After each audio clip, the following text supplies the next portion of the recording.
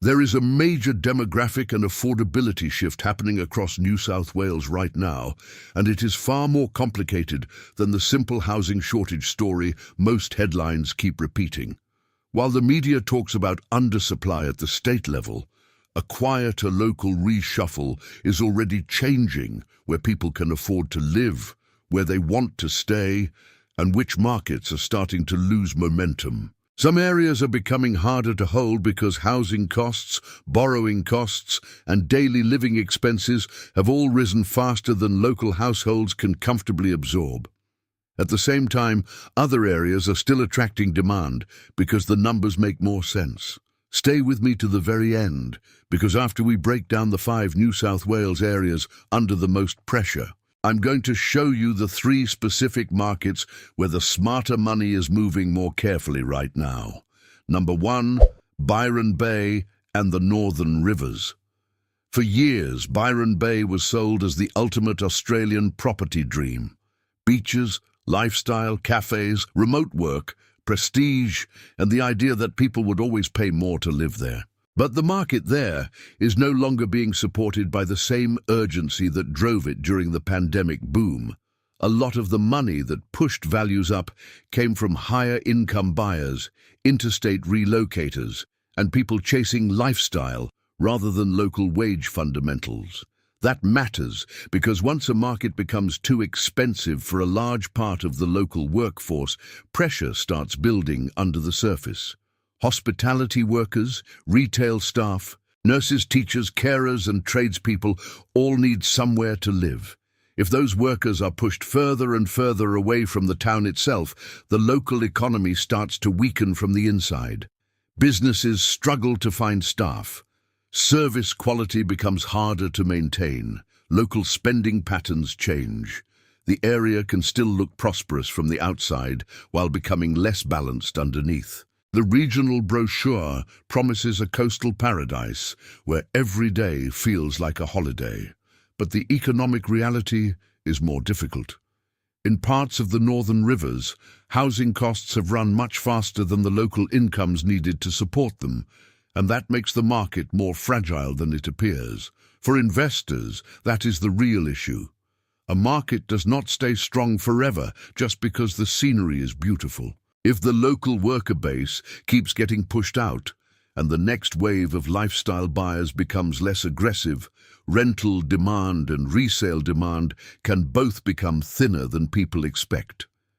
And if Byron Bay and the Northern Rivers are already showing that kind of imbalance, the next area proves that even the classic commuter markets are not immune.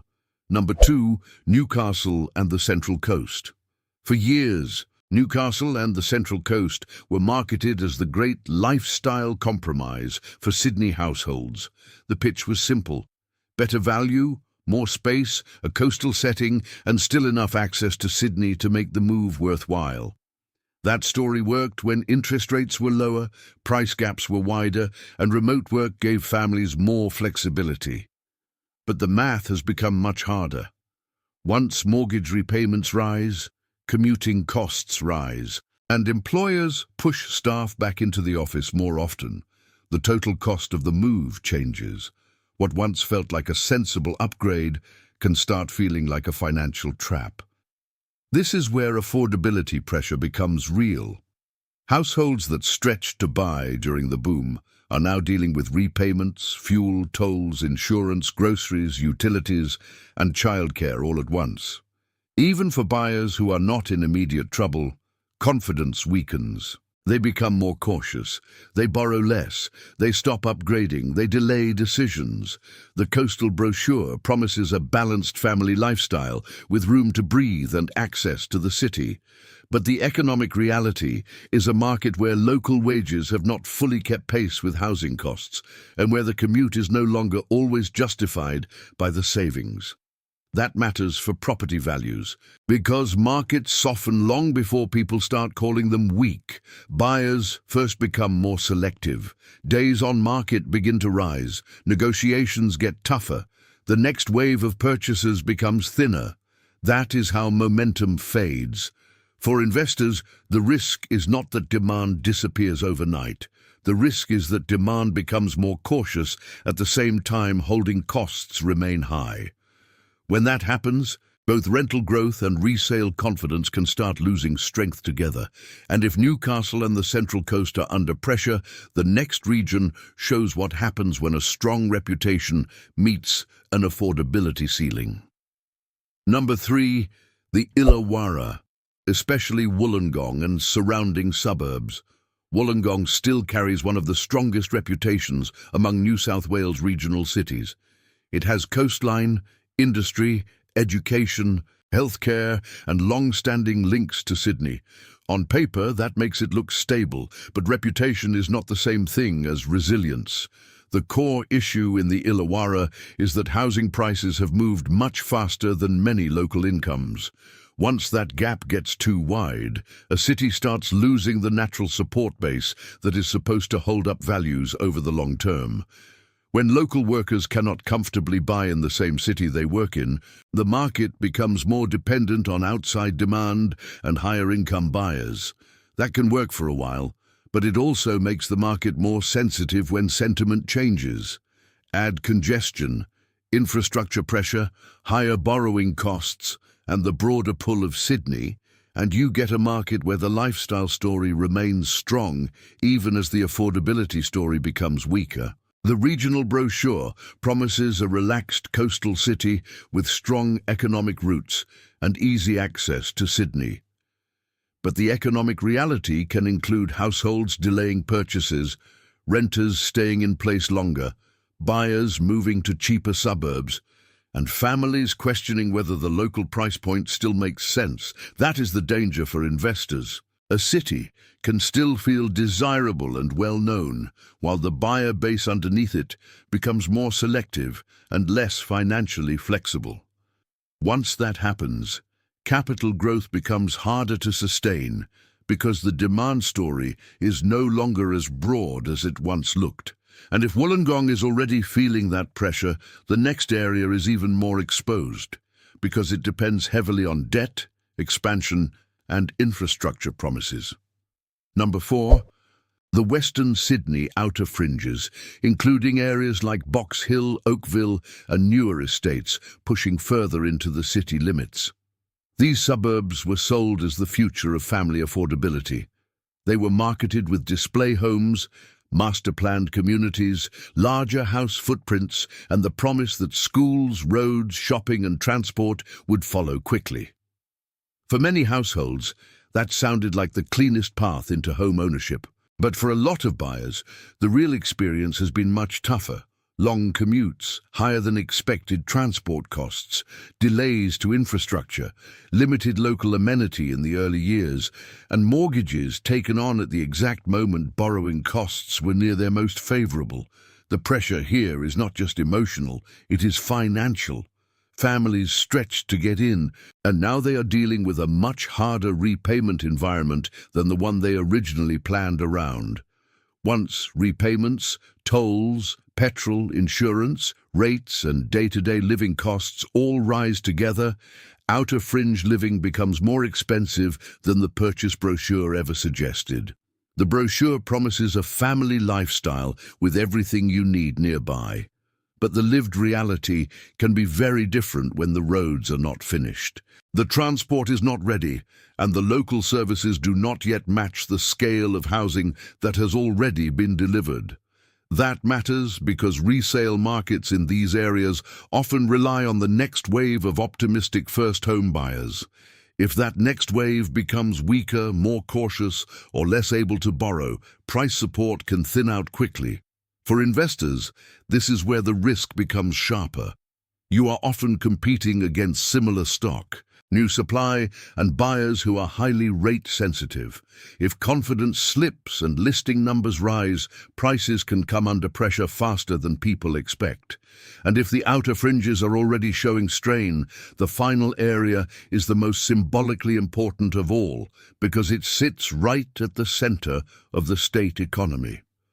Number 5, the Sydney Central Business District and the immediate inner city rings. This is where the cost of living becomes impossible to ignore because almost every expense is amplified. Housing costs are high, strata costs are high, transport is expensive, childcare is expensive, food is expensive, daily life simply costs more. That does not mean the inner city stops being attractive. It still has jobs, access, culture, transport and lifestyle advantages. But it does mean the premium attached to living there becomes much harder to justify for a growing number of households. The people reassessing the inner city are not just lower-income renters. They also include professionals, young families, dual-income households, and long-term renters who are looking at the financial arithmetic and asking whether the value is still there. Some move to cheaper suburbs, some move interstate. Some decide they do not want to pay a premium for generic high-density living when the ownership pathway feels too far away. The city brochure promises convenience, career access, and the energy of urban life. But the economic reality can include apartment oversupply in some pockets, rising ownership costs, and a renter base that becomes more price-sensitive as the broader economy slows. That is why high-density investors have to be careful. If the tenant pool becomes more selective at the same time, strata fees, insurance, and holding costs rise, the margin for error becomes very small. Generic apartment stock is especially vulnerable because it competes directly with other generic apartment stock. Now zoom out and look at what is really happening. This is not one single story. It is not just a shortage story. It is not just an interest rate story. It is not just a migration story. It is the interaction of housing costs, wages, debt, taxation, infrastructure, lifestyle trade-offs, and buyer confidence. The mathematics no longer work as comfortably in places where housing prices have moved too far beyond local wage support. Add higher borrowing costs, investor pressure, slower infrastructure delivery, and weaker consumer confidence, and parts of the population naturally start shifting toward areas that offer better value. And once that shift starts, the fundamental driver of future capital growth changes with it. Property does not rise in a vacuum. It rises when real people with real incomes are willing and able to compete for limited supply. When that demand becomes thinner, more selective, or more stretched, values can soften even if the headlines still sound optimistic. But within every major housing reshuffle, capital also gets redirected. The money leaving the most pressured parts of New South Wales does not simply disappear. It starts searching for stronger math, better affordability, more balanced demand, and lower holding pressure. That is where the smart money starts paying attention. The first destination for the smarter money is Middle Ring, Brisbane and Perth. These are the markets that have attracted interstate interest because they still offer a clearer affordability gap relative to Sydney and Melbourne. Brisbane has benefited from population growth, tight rental conditions, and the longer-term infrastructure story connected to the Olympic cycle.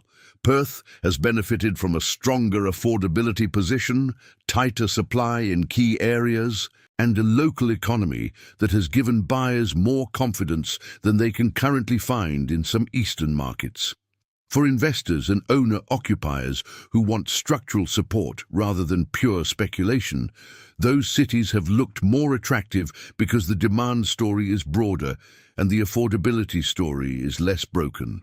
The second destination is established Middle Ring Sydney houses. This sounds counterintuitive, but it makes sense once you stop treating Sydney like one property market. Experienced buyers are not chasing every postcode equally. They are often avoiding fringe oversupply and generic inner-city apartments while focusing on suburbs with stronger owner-occupier demand, established infrastructure, tighter land supply, and deeper resale support. These areas are not cheap, but they can be more defensive because they rely less on speculative momentum and more on genuine household demand. The third destination is specific regional pockets with diversified local economies. The important word here is diversified. Not hype, not tourism branding, not temporary pandemic momentum. Diversified. That means places supported by healthcare, education, logistics, manufacturing, agriculture, defense-related activity, or other sectors that create repeatable local employment. These are the kinds of markets where people stay because of work, family, and long-term practicality, not just because the place became fashionable for a few years. They are not always the most exciting markets to talk about, but they are often more stable because the local economy is doing more of the heavy lifting. If you are trying to protect capital, the lesson is simple. Follow jobs. Follow affordability. Follow genuine demand. Be careful with markets that depend too heavily on one story, one buyer type, or one temporary boom. Ignore the glossy brochure. And before you make any decision in your own area, there are some practical things you should check. First, ask whether the local market is still supported by people who actually work there, or whether it now depends mostly on outside money and stretched borrowing. Second, look at days on market. A market usually gets slower before it gets cheaper. Third, look at the type of stock sitting unsold. If generic product is lingering while higher quality homes still move, that is a warning sign that the market is already separating stronger assets from weaker ones. Fourth, watch rental conditions. If vacancy starts rising while holding costs stay high, investor patience can disappear quickly. And there is one more thing many people miss. Some markets do not weaken because everyone leaves all at once. They weaken because the next wave of buyers never arrives with the same strength as the last one. First home buyers stop stretching, upgraders delay, investors disappear, renters choose cheaper suburbs, interstate migrants pick another state. The market can still look active on the surface, while the demand pipeline underneath gets thinner every quarter. That is why some of the most vulnerable markets are the ones where the story still sounds attractive, even though the numbers are becoming harder to support. Beautiful coastline does not protect a market if local workers cannot afford to live there. A strong reputation does not protect a market if wages cannot support prices. A master-planned estate does not protect a market if infrastructure is delayed and debt burdens are too high. And a central business district address does not protect generic apartment stock if buyers and renters start demanding better value. If you are an owner-occupier, this does not mean panic, it means clarity. You need to know whether your suburb is supported by deep, real demand or by a thinner story that only works when credit is easy and confidence is high. If you are an investor, the question is even simpler. Are you holding an asset because the fundamentals are solid, or because you are hoping the old growth story comes back? Hope is not a strategy. The headlines will keep telling you everything is fine, because state-level averages always sound cleaner than local reality. But the affordability pressure, migration reshuffle, and weakening demand in parts of New South Wales are pointing to a much more uneven picture on the ground. Do not buy the headline. Buy the math. If this helped you see the market more clearly, like the video and subscribe to stay one step ahead of the property industry's spin. Tell me below, are you seeing this shift in your local area? Are properties sitting longer? Are more households moving out than moving in? Tell me your story below, because local knowledge often reveals the truth long before the broader narrative catches up. Disclaimer. This video presents analysis and commentary based on publicly discussed affordability pressures, migration trends, and property market conditions as interpreted in mid-2026. Property markets are highly local and can change quickly. This video is for educational and entertainment purposes only and should not be treated as financial advice. Always do your own research and speak with a licensed professional before making any property decision.